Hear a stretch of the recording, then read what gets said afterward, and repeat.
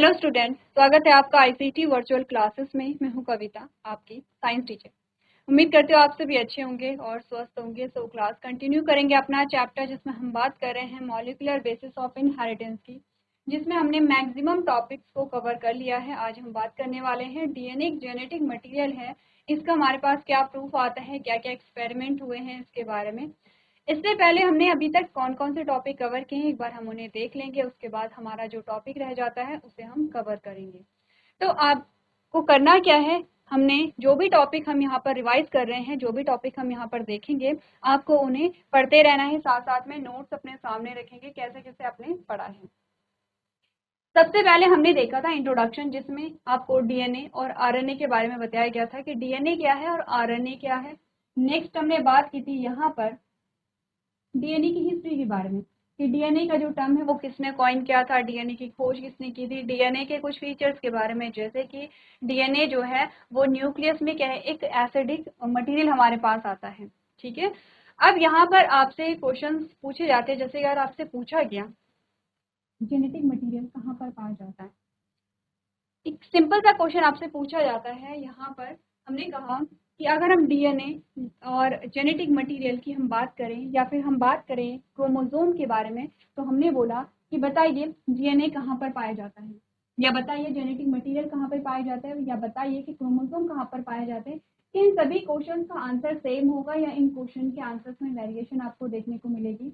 अगर आपने देखा होगा तो हम कहते हैं कि अगर जेनेटिक मटीरियल की बात, जेनेटिक मटीरियल इट मीन्स कि वो मटीरियल जो एक जनरेशन से दूसरे जनरेशन में पास हो रहा है, जो सारे कैरेक्टर के लिए रिस्पॉन्सिबल है और सारे जो भी सेल है, सारे काम को अगर रेगुलेट कोई कर रहा है तो वो जेनेटिक मटीरियल।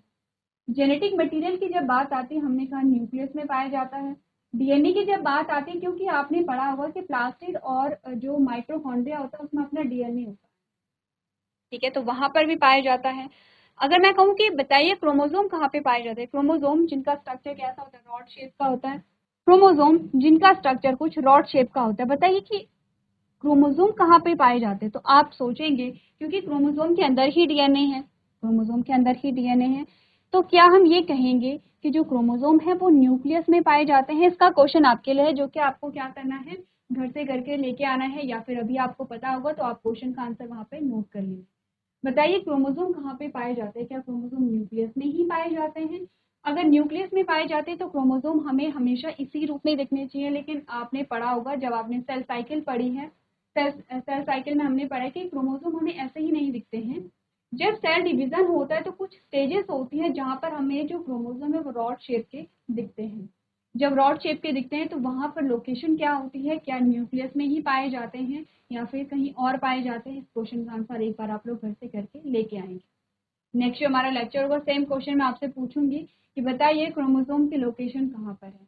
तो हमने कहा कि तीनों क्वेश्चंस में क्या है, वेरिएशन है, आंसर में सिमिलैरिटी है या नहीं है, ये आपको देखना है। हमने बात की है डीएनए की हिस्ट्री के बारे में कि डीएनए जो शब्द है वो किसने दिया है, डीएनए के कुछ बेसिक से कैरेक्टर क्या है। अब हम आते हैं detail structure of DNA. DNA का डिटेल स्ट्रक्चर हमने पढ़ा था, और डिटेल स्ट्रक्चर में हमने क्या बात की थी कि डीएनए किस चीज से मिलकर के बना है। एक इमेज आपके सामने है। हमने कहा डिटेल स्ट्रक्चर की अगर बात की जाए तो डिटेल स्ट्रक्चर में हमने देखा था डीएनए किन किन चीजों से मिलकर के बना है।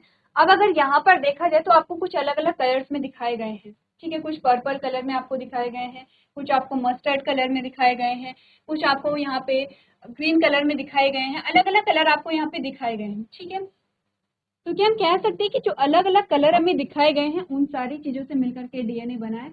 तो हम बात कर लेते हैं, एक यूनिट हमारे पास ये आती है, एक यूनिट हमारे पास ये आती है जो आपको यहाँ पे मस्टर्ड कलर में दिखाई गई है, ठीक है।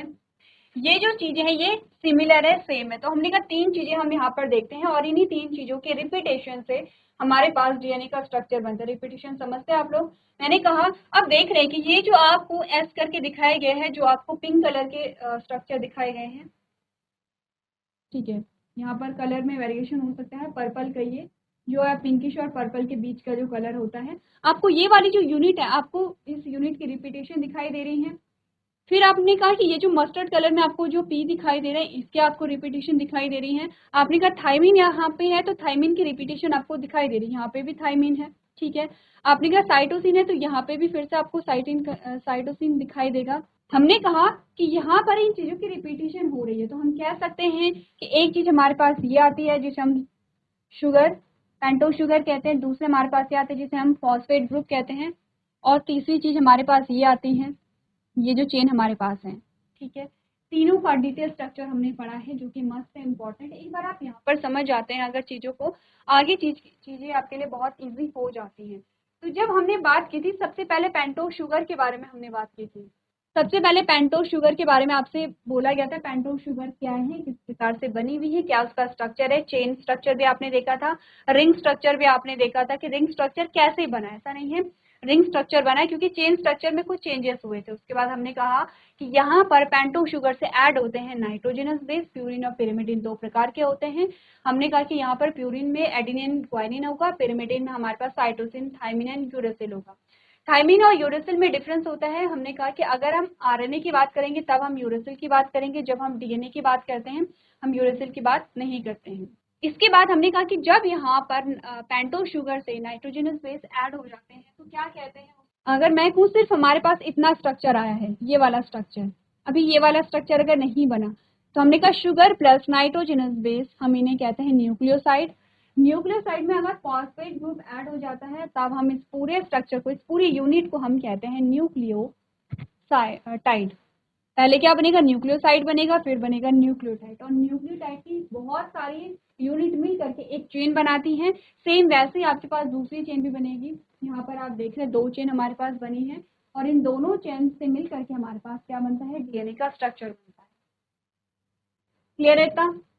ठीक है, इंपॉर्टेंट चीजें हैं इसीलिए आप लोग रिवाइज करते रहेंगे। चलिए, पैकेजिंग देखी थी हमने, तो पैकेजिंग को आप इस डायग्राम में बहुत अच्छे से समझ सकते हैं कि कैसे पैकेजिंग हुई है। हिस्टोन, हिस्टोन के प्रकार कितने होते हैं, कितने प्रकार के हिस्टोन होते हैं। यहाँ पर आप देखेंगे H1 हिस्टोन कहाँ पर पाया जा रहा है, बाकी के हिस्टोन कहाँ पे पाए जा रहे हैं, ये चीजें हम लोग देखेंगे। नेक्स्ट हमने कहा कुछ साइलेंट फीचर्स है, तो साइलेंट फीचर्स में अगर आपने यहाँ तक के स्ट्रक्चर अच्छे से समझ लिए हैं, डीएनए किस चीजों से मिलकर के बना है, कैसे डीएनए अटैच हुआ है, कौन कौन से बॉन्ड वहाँ पे पाए जा रहे हैं। आपने कहा ग्लाइकोसिडिक बॉन्ड है, फॉस्फोडाइस्टर बॉन्ड है, हाइड्रोजन बॉन्ड है, कहाँ कहाँ पे है। देखिए, बॉन्ड के बारे में आपसे पूछा जाता है, क्योंकि हमने कहा कि ये सारी जो चीजें, तीन चीजें जो एक दूसरे से जब ऐड हुई हैं, एक दूसरे के साथ ज्वाइंट हुई है, तभी इन्होंने क्या किया है, डीएनए का फॉर्मेशन किया है। तो यहाँ पर ऐड होने के लिए इन्हें कुछ बॉन्ड चाहिए थे। ठीक है, किन्हीं बंधों के द्वारा ये जुड़े हैं। सबसे पहले इस बंध के बारे में बात करें, हमने कहा ये जो बंध हमारे पास आता है, जिससे जो शुगर यूनिट है वो नाइट्रोजनस बेस से ऐड हो रही है, इसे ग्लाइकोसिडिक बॉन्ड हम कह रहे थे। ठीक है, दूसरा बॉन्ड हमारे पास जो आता है वो ये है कि जब शुगर से फॉस्फेट ग्रुप ऐड हुआ तो यहाँ पे फॉस्फोएस्टर बॉन्ड था, फॉस्फोएस्टर बॉन्ड। तो ये एक प्रकार से न्यूक्लियोटाइड हमारे पास बना, फिर न्यूक्लियोटाइड है, फिर ये एक न्यूक्लियोटाइड है, इसी प्रकार से यहाँ पे न्यूक्लियोटाइड बने। अब हमने कहा एक न्यूक्लियोटाइड से दूसरा न्यूक्लियोटाइड कैसे यहाँ पे अटैच है, यही तो हम कह रहे हैं। हमने कहा ये एक यूनिट है, फिर ये एक यूनिट है, इसी प्रकार से हर एक यूनिट है। एक यूनिट में तीन चीजें हमारे पास हैं, शुगर, पेंटोस शुगर है, नाइट्रोजनस बेस है एंड फॉस्फेट ग्रुप है। एक नाइट्रोजनस बेस से दूसरा नाइट्रोजनस बेस कैसे ऐड हुआ, अब देखो। हमने कहा कि यहाँ पर जो फॉस्फेट है वो क्या करेगा, जो यहाँ पे शुगर यूनिट आती है, पेंटोस शुगर है, उसके कार्बन नंबर 3 से क्या हो जाएगा, अटैच हो जाएगा। ठीक है, और यहाँ पर नीचे वाले शुगर से, नीचे वाले शुगर्स में अगर फॉस्फेट ग्रुप ऐड है तो कहाँ से ऐड है, आपने कहा कार्बन नंबर 5 पे। कार्बन नंबर क्या होगा, 5 यहाँ पर होगा। दूसरे शुगर यूनिट के कार्बन नंबर 3 से ये क्या हो जाता है, अटैच हो जाता है। तो कौन सा बॉन्ड यहाँ पे बन रहा है, हमने कहा यहाँ पे भी फॉस्फोएस्टर बॉन्ड बनेगा, तो दो फॉस्फोएस्टर बॉन्ड बन रहे हैं, एक फॉस्फोएस्टर बॉन्ड ये है और दूसरा ये है।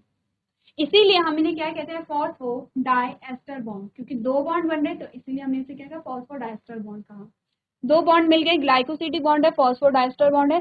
तीसरा बॉन्ड ये नाइट्रोजनस बेस है, नाइट्रोजनस बेस ऐड होता है। हमने कहा प्यूरिन से क्या होगा, पिरिमिडीन यहाँ पर ऐड होता है। ठीक है, ये प्यूरिन से पिरिमिडीन ऐड होता है किस बंधों के द्वारा, हाइड्रोजन बॉन्ड के द्वारा। तो तीन बॉन्ड आपको मिले हैं। हाइड्रोजन बॉन्ड के दो प्रकार होते हैं, double hydrogen bond and triple hydrogen bond. ठीक है, कहाँ पे डबल आएगा, कहाँ पे ट्रिपल आएगा, इसके बारे में हमने बात की है। आपने तीन बॉन्ड यहाँ पे पढ़े हैं, ग्लाइकोसिडिक बॉन्ड पढ़ा है, फॉस्फोडाइस्टर बॉन्ड पढ़ा है और हाइड्रोजन बॉन्ड यहाँ पर पढ़ा है। क्लियर है? पैकेजिंग आप समझ गए हैं। अब साइलेंट फीचर्स में आप वही सारे फीचर्स पढ़ते हैं जो अभी तक आपने बात की है। आते हैं ट्रांसफॉर्मिंग प्रिंसिपल पे। हमने ट्रांसफॉर्मिंग प्रिंसिपल पढ़ लिया है, हमने बात कर ली है यहाँ पर biochemical nature of transforming principle की, और हमें आज बात करनी है DNA is a genetic material. इसका जो प्रूफ है वो हमें कैसे मिला, जिसमें हम बात करेंगे यहाँ पर इस एक्सपेरिमेंट के बारे में। ठीक है, इस एक्सपेरिमेंट को समझने से पहले हम देखते हैं कि चीजें कहाँ से स्टार्ट हुई हैं, हम क्या चीजें एक्चुअली में पढ़ रहे हैं। तो सबसे पहले ट्रांसफॉर्मिंग प्रिंसिपल पे जाएंगे। यहाँ पे ऑलमोस्ट आपका जो चैप्टर का जो लास्ट टॉपिक आता है, तो हम यहाँ पर क्या करेंगे, सबसे पहले ट्रांसफॉर्मिंग प्रिंसिपल को एक बार देख लेंगे कि ट्रांसफॉर्मिंग प्रिंसिपल में एक्चुअली में हुआ क्या था। फ्रेडरिक ग्रिफिथ ने क्या किया था, यहाँ पर एक एक्सपेरिमेंट किया था। एक एक्सपेरिमेंट में उन्होंने क्या किया था, एक बैक्टीरिया को लिया था, pneumonia causing bacteria, Streptococcus bacteria जिसका नाम था। हम ये चीजें पढ़ चुके हैं, इसीलिए जल्दी से इन्हें क्या करेंगे, रिवाइज करेंगे। उन्होंने क्या किया, यहाँ पर निमोनिया कॉजिंग बैक्टीरिया को लिया। यहाँ पे देखते हैं, उन्होंने एक बैक्टीरिया लिया था, निमोनिया कॉजिंग बैक्टीरिया। जो निमोनिया कॉजिंग जो सबसे पहले तो सिंपल से हम बैक्टीरिया की बात करते हैं, ठीक है, जिसका नाम यहाँ पर क्या है, हमने कहा जो बैक्टीरिया होगा वो स्ट्रेप्टोकोकस निमोनिया होगा।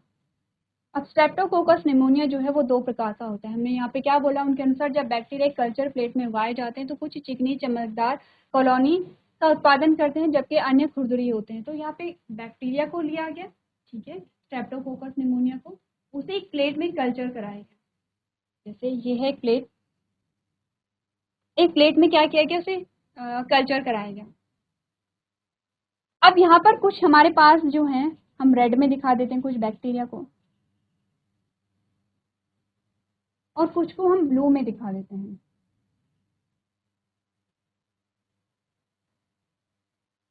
ठीक है, रेड जो बैक्टीरिया हैं उनको हम कहते हैं एस स्ट्रेन या एस बैक्टीरिया, एस स्ट्रेन आप कहिए, और ब्लू वाले को हम आर स्ट्रेन कहते हैं। तो आर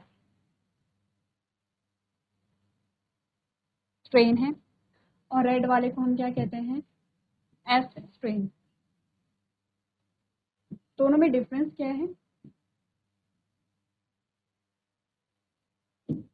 दोनों में डिफरेंस क्या है, एक बार पढ़ लीजिए। हमने कहा कि यहाँ पर क्या होगा, according to him when bacteria are grown on a culture plate some produce smooth shiny colonies. कुछ बैक्टीरिया तो ऐसे थे जिन्होंने क्या की, स्मूथ शाइनी क्या की यहाँ पे कॉलोनीज बनाई है। इट मीन्स की उन बैक्टीरिया में कुछ कवरिंग थी जो कैसी थी, स्मूथ थी। स्मूथ यानी कि हमने कहा कि सॉफ्ट थी, ठीक है। और वहां पर हमने क्या कहा, जिन्हें हमने क्या कहा है, एस कहा, क्योंकि स्मूथ है तो स्मूथ, एस फॉर स्मूथ, हमने इन्हें क्या कहा, एस कॉलोनीज कहा। While other produce rough colonies, rough यानी कि आर फॉर रफ, इसीलिए हमने इन्हें क्या कहा, आर कॉलोनीज कहा। This is because S strain bacteria have mucus polysaccharide coat. हमने कहा स्मूथ जो कवरिंग आई वो क्यों आई, क्योंकि यहाँ पर म्यूकस या पॉलीसेकेराइड का कोट वहां पर था, इसीलिए वहां पे स्मूथ जो कवरिंग आई है। जबकि आर स्ट्रेन की बात की जाए तो वहां पे कोई भी म्यूकस या पॉलीसेकेराइड की कोई कवरिंग नहीं थी। ठीक है, इतनी बात क्लियर है, इतनी बात क्लियर है कि ऐसा इसलिए है क्योंकि एस स्ट्रेन बैक्टीरिया में श्लेष्मा या पॉलीसेकेराइड परत होती है, जबकि आर स्ट्रेन में ऐसी कोई परत नहीं होती है। अब ध्यान दीजिए, हमने कहा एस स्ट्रेन में कोई परत होती है, ठीक है, जो कि म्यूकस या पॉलीसेकेराइड की बनी होती है। आर स्ट्रेन में कोई भी ऐसी परत नहीं होती है। अब इन दोनों को क्या किया गया, हमने कहा कि ये जो यहाँ पर एस स्ट्रेन है, ये एस स्ट्रेन क्या है, यहाँ पे आपने कहा mice infected with S strain Volurent die from a pneumonia, but mice infected with R strain do not develop a pneumonia. आपको बताया गया कि जब एस स्ट्रेन को किसी माइस में डाला गया तो माइस क्या हो गया है, डेड। ये क्या हो गया है, यहाँ पे डेड हो गया है, डी फॉर डेड। लेकिन जब यहाँ पर एस स्ट्रेन को डाला गया माइस में, माइस कैसा था, लाइव था, यानी कि जीवित था। तो हमने कहा कि जो यहाँ पर एस स्ट्रेन है वो क्या करेगा, निमोनिया कॉजिंग बैक्टीरिया कहलाएगा। ये निमोनिया कॉजिंग बैक्टीरिया नहीं है, क्योंकि ये निमोनिया को कॉज कर रहा है, क्योंकि इसमें क्या है, म्यूकस या पॉलीसेकेराइड की कवरिंग है। अब दूसरे उसमें क्या किया गया, दूसरे सेट में क्या किया गया कि ये जो हमारे पास एस स्ट्रेन थे इन्हें बॉइल कर दिया गया, बॉइल कर दिया गया। जब बॉइल कर दिया गया तो ये कैसे हो गए हैं, डेड हो गए हैं। बॉईल करने के बाद जब इन्हें माइस में इंजेक्ट किया गया तो माइस कैसा था, लिविंग था। ठीक है, माइस कैसा था, लिविंग था। अब लेकिन तीसरा जो सेट हमारे पास आया, एस स्ट्रेन जो है वो बॉयल है, इनके साथ यहाँ पर हमने लिया R strain plus R strain bacteria को, और जब इस मिक्सचर को माइस में इंजेक्ट किया गया, जब इस मिक्सचर को यहाँ पर माइस में इंजेक्ट किया गया, तो इस बार जो यहाँ पे माइस था वो कैसा था, डेड था। समझिए इस पैटर्न को आप, क्योंकि हमने पहले भी ये चीजें डिस्कस की हैं, ठीक है, हमने कहा कि पहले भी हमने ये चीजें डिस्कस की हैं। तो यहाँ पे माइस कैसा हो गया, डेड हो गया। तो हमने कहा कुछ तो ऐसा था जो कि एस स्ट्रेन से आर स्ट्रेन में गया, क्योंकि एस स्ट्रेन तो वैसे ही डेड था, ठीक है, क्योंकि बॉईल करके डाला गया था। आर स्ट्रेन नॉर्मल था, वो लिविंग था। तो हमने कहा एस स्ट्रेन से कुछ तो कहाँ गया है, यहाँ पर आर स्ट्रेन में गया है, जिसने कि उसे निमोनिया कॉजिंग बैक्टीरिया में बदल दिया गया है। और इससे क्या निष्कर्ष निकाला गया कि आर स्ट्रेन बैक्टीरिया गर्मी से मारे गए एस स्ट्रेन बैक्टीरिया द्वारा बदल दिया गया था। गर्मी से मारे गए एस स्ट्रेन में स्थानांतरित कुछ परिवर्तनकारी सिद्धांत ने आर स्ट्रेन को एक चिकनी पॉलीसेकेराइड कोट से को संश्लेषित करने और विषैला बनाने में सक्षम बनाया। यह अनुवांशिक सामग्री के स्थानांतरण के कारण होना चाहिए। हमने कहा कि यहाँ पर जो आर स्ट्रेन बैक्टीरिया थे वो निमोनिया कॉजिंग बैक्टीरिया में कैसे बदले, जब उनके बाहर म्यूकस की कवरिंग आई। म्यूकस की कवरिंग कैसे आई, हमने कहा कुछ तो एस स्ट्रेन से ट्रांसफर हुआ है आर स्ट्रेन में, जिसने कि आर स्ट्रेन के बाहर म्यूकस की कवरिंग को वहां पर बनाया है। ये जेनेटिक मटेरियल हो सकता है। इससे हमारे पास क्या निष्कर्ष निकला कि ये जेनेटिक मटेरियल हो सकता है। अब यहाँ पर हमने कहा biochemical nature of transforming principle कि यही जेनेटिक मटेरियल है, और जेनेटिक मटेरियल क्या है, यहाँ पे डीएनए ही है। इसको यहाँ पर प्रूव करने के लिए कुछ हमारे पास क्या आते हैं, एक्सपेरिमेंट आते हैं, कुछ हमारे पास साइंटिस्ट आते हैं, जैसे कि ऑस्टवाल्ड आ गया है, कॉलिन आ गया है और मैकलिन आ गया है।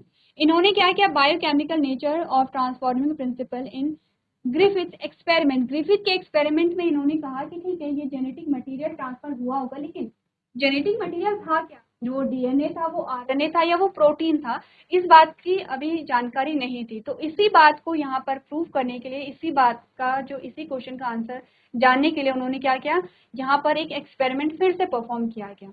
तो हमने बात की थी प्रीवियस लेक्चर में कुछ एंजाइम्स की, कौन कौन से हैं वो एंजाइम्स, प्रोटीएज है, प्रोटीएज होगा, आरएनएज होगा और डीएनएज होगा, डीएनए, ठीक है। 3 एंजाइम को लिया गया, ध्यान रखिए, प्रोटीएज हैं,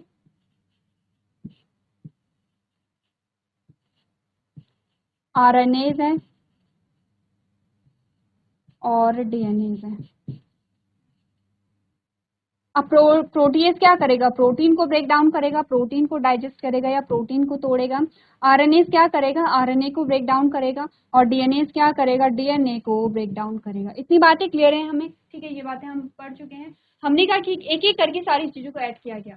अब यहाँ पर क्या हो गया, एस स्ट्रेन में पहले प्रोटीएज को डाला गया कि अगर प्रोटीन जेनेटिक मटेरियल है तो यहाँ पर जो प्रोटीन है वो टूट जाएगा, वो एस स्ट्रेन से आर स्ट्रेन में ट्रांसफर नहीं होगा, और जो चूहा है वो जीवित रहेगा। जब हमने उसमें मिक्सचर डाला था, कौन सा, boiled S strain plus R strain वाला, ठीक है। लेकिन जब प्रोटीएज को डाला गया तो फिर भी क्या है, जो चूहे थे वो मिक्सचर डालने के बाद मर जा रहे थे। सेम प्रोसीजर कहाँ हुआ, आरएनए में हमें देखने को मिला कि हमने क्या किया कि जब आरएनए को डाला तो उसने आरएनए को ब्रेक डाउन कर दिया था, लेकिन फिर भी एस स्ट्रेन से फिर भी कुछ ना कुछ ट्रांसफर हो रहा था आर स्ट्रेन में, जिससे कि चूहा मर जा रहा था। अब हमने कहा, क्योंकि हमें कैसे पता चला कि जो एस स्ट्रेन है वो कुछ ना कुछ आर स्ट्रेन में कन्वर्ट करे, क्योंकि आर स्ट्रेन जो थी, जब हमने क्या देखा, आर स्ट्रेन मरे हुए थे, डेड थे, और जो एस स्ट्रेन कैसे थे, डेड थे। डेड क्या होंगे, एस स्ट्रेन होंगे। आर स्ट्रेन कैसे थे, लिविंग थे। हमने दोनों का मिक्सचर जब डाला तो हमने पाया कि वहां पर हमें लाइव एस स्ट्रेन देखने को मिले। तो यहाँ पर जब हमने क्या किया, डीएनएस को डाला, तो डीएनएस के डालने के बाद क्या हुआ, जो एस स्ट्रेन था वो आर स्ट्रेन को कन्वर्ट नहीं कर पाया, यानी कि आर स्ट्रेन अब वहां पर क्या है, न्यूमोनिया कॉजिंग बैक्टीरिया में परिवर्तित नहीं हुआ, और ना ही वहां पर जो एस स्ट्रेन थे वो लाइव देखे गए। तो हमने कहा कि यहाँ पर जीवित एस स्ट्रेन हमें नहीं मिले हैं। इस बात का हमें क्या सबूत मिला, क्योंकि डीएनए ही जेनेटिक मटेरियल था, और अगर डीएनए ही ब्रेक डाउन हो गया है तो ट्रांसफर वहां पे कुछ भी जेनेटिक मटेरियल नहीं हुआ। लेकिन इसके बाद में क्या हुआ, कुछ ऐसे साइंटिस्ट थे कि जिन्होंने एक्सेप्ट नहीं किया। आपने कहा, उन्होंने निष्कर्ष निकाला कि डीएनए आनुवंशिक सामग्री है, लेकिन फिर भी सभी जीव विज्ञानी अस्वस्थ नहीं थे कि डीएनए ही क्या है, यहाँ पे जेनेटिक मटेरियल है। हमारा जो टॉपिक होगा आज का वो हम यहाँ पर बात करेंगे कि डीएनए जेनेटिक मटेरियल है, उसके लिए कुछ यहाँ पे क्या है जो एक्सपेरिमेंट है वो परफॉर्म किए गए हैं। तो एक बार आप लोग रीड कीजिए, उसके बाद हम यहाँ पर डिस्कस करेंगे। चलिए अब बात करते हैं इस एक्सपेरिमेंट में हमें क्या बोला गया।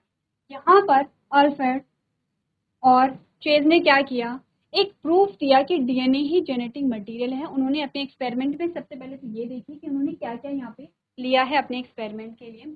इन दिया एक्सपेरिमेंट बैक्टीरियोफाज उन्होंने लिया है। बैक्टीरियोफाज जो है एक प्रकार का वायरस है जो बैक्टीरिया को क्या करते हैं, इन्फेक्ट करते हैं, यानी कि बैक्टीरिया में क्या करेगा, संक्रमण पैदा करेगा। ध्यान रखिए, कंफ्यूज नहीं होने, बैक्टीरियोफाज का मतलब बैक्टीरिया नहीं है, यहाँ पे वायरस है। तो आपने कहा वायरस दैट इन्फेक्ट बैक्टीरिया, उसे हम बैक्टीरियोफाज कहते हैं। इसे यूज किया गया है।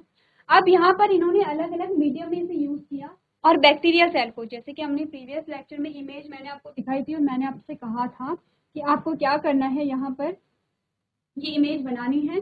एक तो बैक्टीरियोफाज है ये वाला और दूसरा बैक्टीरियोफाज है ये वाला, ठीक है। फिर हमने क्या किए हैं, यहाँ पे दो बैक्टीरियोफाज लिए हैं, दो बैक्टीरिया सेल लिए हैं। अब यहाँ पर दोनों बैक्टीरियाफाज को अलग अलग मीडियम में रखा जाता है। यहाँ पर वो मीडियम कैसे होते हैं उसके बारे में देख लेते हैं। They grow some viruses on a medium that contain radioactive phosphorus. उन्होंने कहा दो मीडियम उन्होंने बनाए हैं और ऐसे मीडियम उन्हें ग्रो कराया है। दो मीडियम कौन से थे, एक तो ऐसा था जो रेडियो एक्टिव फॉस्फोरस जिसमें हो, फॉस्फोरस कैसा हो, रेडियली एक्टिव हो, यानी कि रेडियो एक्टिव फॉस्फोरस उसमें था। दूसरा जो मीडियम हमारे पास है and some other on sulphur containing radioactive medium, यानी कि दो मीडियम बनाए हैं, दो कल्चर प्लेट बनाई है। एक में क्या रखा है, रेडियो एक्टिव सल्फर रखा है और एक में रेडियो एक्टिव फॉस्फोरस रखा है। अब ध्यान दीजिए, यहाँ पे जो फॉस्फोरस होता है वो होता है डीएनए का पार्ट, फॉस्फोरस जो है वो होता है डीएनए का पार्ट। डीएनए अभी हमने कुछ देर पहले डीएनए के बारे में बात की थी और हमने क्या कहा था, डीएनए किन चीजों से मिलकर के बना है, उनमें से एक था फॉस्फोरस, ठीक है। हमने कहा कि फॉस्फेट ग्रुप वहाँ पे ऐड हुआ था, तो हमने कहा फॉस्फोरस किसका पार्ट है, यहाँ पे डीएनए का पार्ट है। और जो सल्फर है वो पार्ट है यहाँ पे प्रोटीन का, वो पार्ट है यहाँ पे प्रोटीन का। तो अगर हमने क्या लिए हैं, मीडियम लिए हैं, एक में सल्फर एक्टिव, एक में रेडियो एक्टिव क्या है, यहाँ पे फॉस्फोरस है, एक में रेडियो एक्टिव क्या है, यहाँ पे सल्फर है। क्लियर है इतना। इट मीन्स कि अगर यहाँ पर रेडियो एक्टिव फॉस्फोरस होगा तो डीएनए भी क्या होगा, रेडियो एक्टिव होगा। और अगर रेडियो एक्टिव सल्फर होगा तो इसका मतलब रेडियो एक्टिव प्रोटीन यहाँ पे होगा। अब हम कैसे इसे अपने एक्सपेरिमेंट में यूज करते हैं आगे पढ़ लीजिए एक बार। Viruses grown in the presence of radioactive phosphorus contain radioactive DNA but not radioactive protein because DNA contain phosphorus.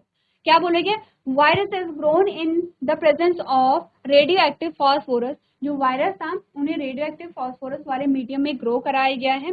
Contain radioactive DNA, क्योंकि इन्हें क्या किया गया है, हमने फॉस्फोरस जो रेडियोएक्टिव फॉस्फोरस कंटेनिंग मीडियम में हमने इन्हें ग्रो करवाया, तो इनका डीएनए कैसा था, रेडियो एक्टिव डीएनए था। ध्यान रखिए। अब यहाँ पर डिफरेंस क्या होगा, एक बार इमेज को देखिए। एक बैक्टीरियल सेल ये है और दूसरी बैक्टीरियल सेल ये है। एक मीडियम ये है और दूसरा मीडियम हमने कहा ये है।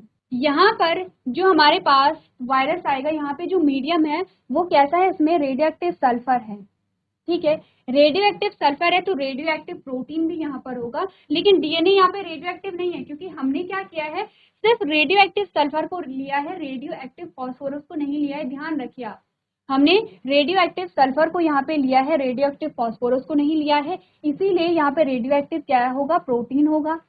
एक मीडियम तो ये है, दूसरा मीडियम हमने लिया है जिसमें रेडियो एक्टिव फॉस्फेट था। इट मीन्स कि वहां पे रेडियो एक्टिव क्या है, यहाँ पे रेडियो एक्टिव फॉस्फोरस था। इट मीन्स कि यहाँ पे रेडियो एक्टिव डीएनए ही होगा, यहाँ पर रेडियो एक्टिव क्या होगा, डीएनए ही होगा, लेकिन प्रोटीन रेडियो एक्टिव नहीं होगा, क्योंकि यहाँ पे रेडियो एक्टिव सल्फर नहीं है। जहाँ एक में रेडियो एक्टिव सल्फर है और एक में रेडियो एक्टिव फॉस्फोरस है। रेडियो एक्टिव सल्फर में रेडियो एक्टिव प्रोटीन होगा और रेडियो एक्टिव फॉस्फोरस में हमने कहा रेडियो एक्टिव डीएनए होगा। इतनी बात क्लियर है कि रेडियो एक्टिव सल्फर में रेडियो एक्टिव प्रोटीन है, रेडियो एक्टिव फॉस्फोरस में रेडियो एक्टिव डीएनए है। इतनी बात क्लियर है। आगे बढ़े। अब क्या होगा, हमने कहा दो अलग अलग मीडियम हमने ले लिए हैं। एक मीडियम में जिसमें हमने रेडियो एक्टिव सल्फर लिया है, उस वायरस का जो प्रोटीन है वो रेडियो एक्टिव है, लेकिन उसका डीएनए रेडियो एक्टिव नहीं है, ठीक है। दूसरा जो वायरस है, दूसरे हमने क्या किया है, दूसरी मीडियम में लिया है, उसमें रेडियो एक्टिव फॉस्फोरस था, इसीलिए उसका डीएनए तो रेडियो एक्टिव है लेकिन प्रोटीन रेडियो एक्टिव नहीं है। दोनों में ये डिफरेंस है जो आपको यहाँ पे बताया गया है, ये आपको अच्छे से समझना है। ठीक है, नेक्स्ट हमने क्या बोला, in the same way virus grown on radioactive sulfur contain radioactive protein but not radioactive DNA because DNA does not contain sulfur। पढ़िए अब क्या बोला गया। हमने कहा कि जो यहाँ पर अल्फ्रेड और चेज ने क्या किया, 1952 में स्पष्ट प्रमाण दिया कि डीएनए ही क्या है, आनुवंशिक सामग्री है। कैसे, उनके प्रयोगों में बैक्टीरियोफाज यानी कि बैक्टीरिया को संक्रमित करने वाला वायरस का उपयोग किया गया। उन्होंने कुछ वायरस को रेडियोधर्मी फॉस्फोरस वाले माध्यम में उगाया और कुछ अन्य जो वायरस थे उन्हें सल्फर युक्त रेडियोधर्मी माध्यम में उगाया। रेडियोधर्मी यानी कि रेडियो एक्टिव। ठीक है, अब हमने क्या बोला, इस लाइन को ध्यान से समझिए, ये बहुत मस्त है, इंपॉर्टेंट है, तभी आप आगे की चीजें समझ पाएंगे। रेडियोधर्मी फास्फोरस की उपस्थिति में विकसित वायरस में रेडियोधर्मी डीएनए होता है लेकिन रेडियोधर्मी प्रोटीन नहीं होता है। ध्यान रखिए, जो यहाँ पे रेडियो एक्टिव फास्फोरस की उपस्थिति में रेडियो एक्टिव डीएनए तो आएगा, रेडियोधर्मी डीएनए तो आएगा, लेकिन रेडियोधर्मी प्रोटीन यानी कि रेडियो एक्टिव प्रोटीन नहीं आएगा, क्योंकि जो हमने सल्फर लिया है वो नॉर्मल है, यहाँ पर वो रेडियो एक्टिव नहीं है। रेडियो एक्टिव सिर्फ और सिर्फ क्या है, फास्फोरस है। ये एक मीडियम की बात है। अब दूसरे मीडियम में क्या हो गया, हमने कहा रेडियोधर्मी फास्फोरस की उपस्थिति में विकसित वायरस में रेडियोधर्मी डीएनए होता है लेकिन रेडियोधर्मी प्रोटीन नहीं होता है, क्योंकि डीएनए में फास्फोरस होता है लेकिन प्रोटीन नहीं होता है।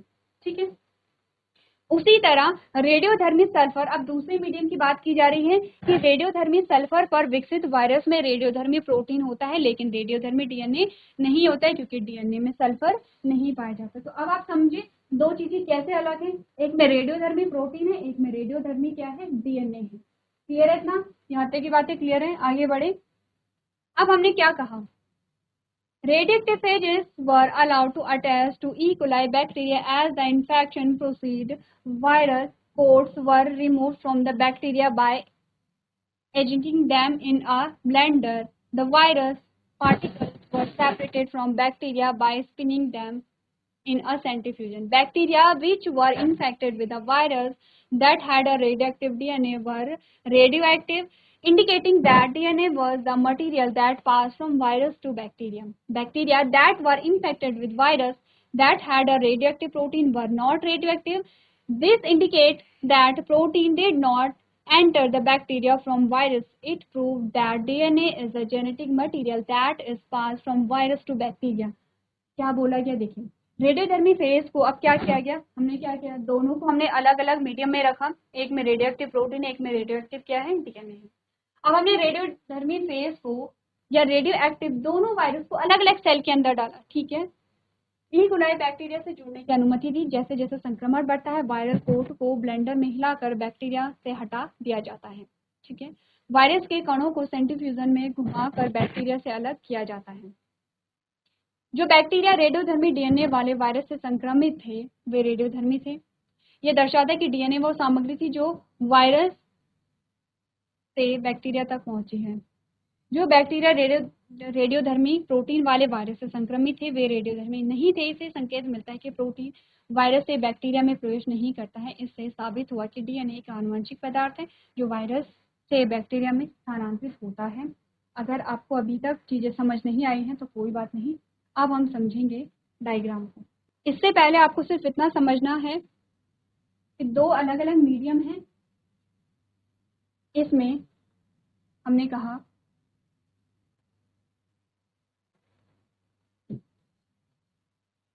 रेडियो एक्टिव प्रोटीन है या रेडियोधर्मी प्रोटीन जिसे आप कहेंगे, और इसमें है रेडियो एक्टिव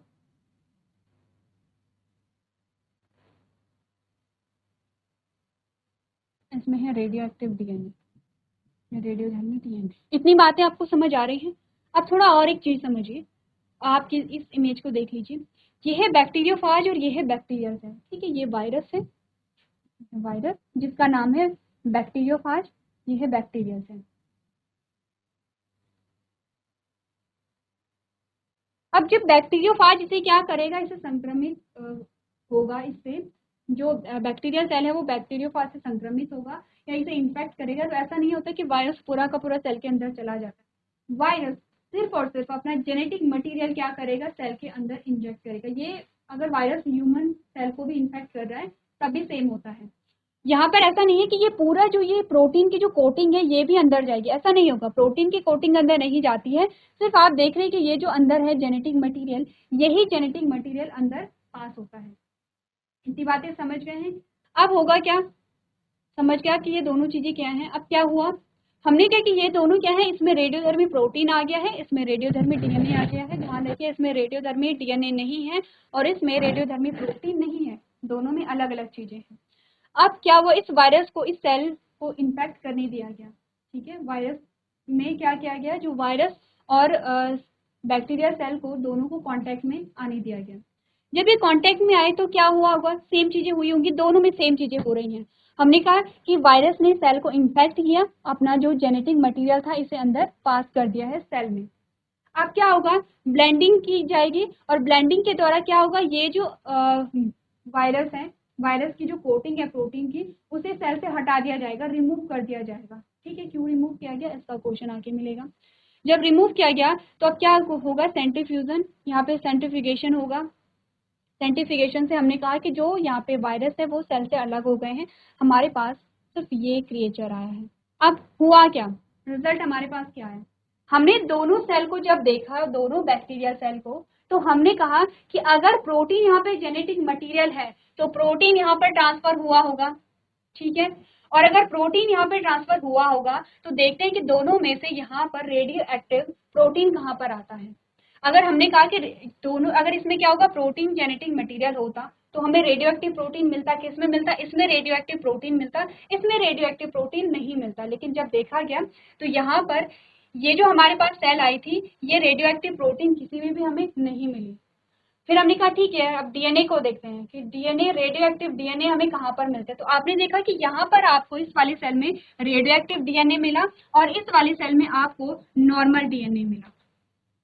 इससे आप क्या समझे, क्योंकि रेडियो एक्टिव, हमने कहा क्योंकि जेनेटिक मटेरियल ही आगे पास होगा, इसीलिए यहाँ पे प्रोटीन पास नहीं हुआ, यहाँ पे सिर्फ जेनेटिक मटेरियल दोनों में पास हुआ। अब ये जो डीएनए था ये रेडियो एक्टिव नहीं था, क्योंकि यहाँ पे तो प्रोटीन रेडियो एक्टिव था, डीएनए नहीं था, तो इसीलिए यहाँ पे हमें कोई भी रेडियो एक्टिविटी नहीं दिखाई दी, डीएनए में रेडियो एक्टिव डीएनए नहीं मिला। यहाँ पर क्या था, जो डीएनए था वो रेडियो एक्टिव था, इसीलिए हमें यहाँ पर रेडियो एक्टिव डीएनए मिला। इससे प्रूव होता है कि जो डीएनए ही है जो एक जनरेशन से दूसरी जनरेशन में पास होता है। तो यहाँ पर हमें करना क्या है, आप एक बार फिर से अगर इन चीज़ों को पढ़ेंगे, डायग्राम देखना है, थ्योरी पोर्शन जो हमारे पास आता है उसे पढ़ना है। डिफिकल्ट कुछ भी नहीं है, बस स्टेप बाय स्टेप आपको फॉलो करना है। क्या क्या एक्सपेरिमेंट में चीज़ें ली गई हैं उसका आपको ध्यान रखना है। तो एक बार ये जो एक्सपेरिमेंट है आप लोग घर से पढ़ करके लेके आएंगे, अगर कोई डाउट रह जाता है तो नेक्स्ट लेक्चर में आप लोग पूछ सकते हैं। तो आज के सेशन में हम इतना ही करेंगे। अभी तक क्लास में बने रहने के लिए आपका धन्यवाद।